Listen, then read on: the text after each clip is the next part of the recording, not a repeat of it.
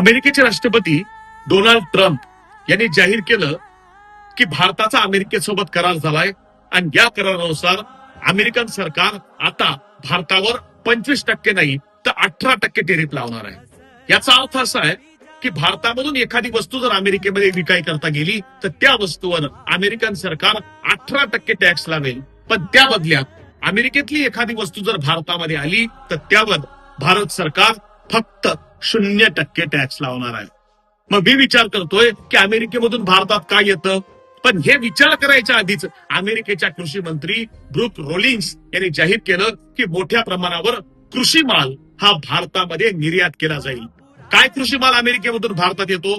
अमेरिकेमधून भारतामध्ये सोयाबीन येतं, कापूस येतं, पशुखाद्य येतं, या व्यतिरिक्त एक मका येतो. अशी कित्येक शेतीमाल हा अमेरिकेमधून भारतामध्ये येणार आहे आणि येणाऱ्या काळामध्ये खऱ्या अर्थानं भारतीय शेतकऱ्याला अमेरिकन शेतीमालासोबत स्पर्धा करावी लागणार आहे. ही स्पर्धा नाही आहे तर एखाद्या उपाशी माणसानं खलीसोबत कुस्ती करावी अशी ही स्पर्धा आहे.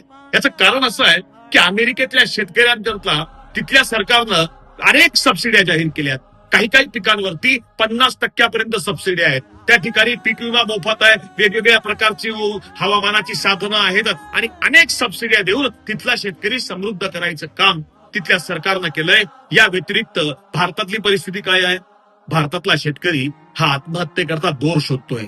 कृषी प्रधान असणारा हा देश आजच इथली शेती मृतावस्थेमध्ये जाण्याच्या तयारीमध्ये आहे आणि अशा परिस्थितीमध्ये जर तुम्ही आम्ही अमेरिकन मालाकरता शेती मालाकरता आपली बाजारपेठ खुली करणार असू तर इथल्या शेतकऱ्यांनी काय करावं हा सगळ्यात मोठा प्रश्न आहे. कृषी प्रधान असणारा देश भांडवलदारांनी भांडवलदार देशाच्या पायाशी गहाण टाकलाय. याच्यापेक्षा याचं वर्णन दुसरं काहीच करता येणार नाही. धन्यवाद. जय हिंद, जय महाराष्ट्र.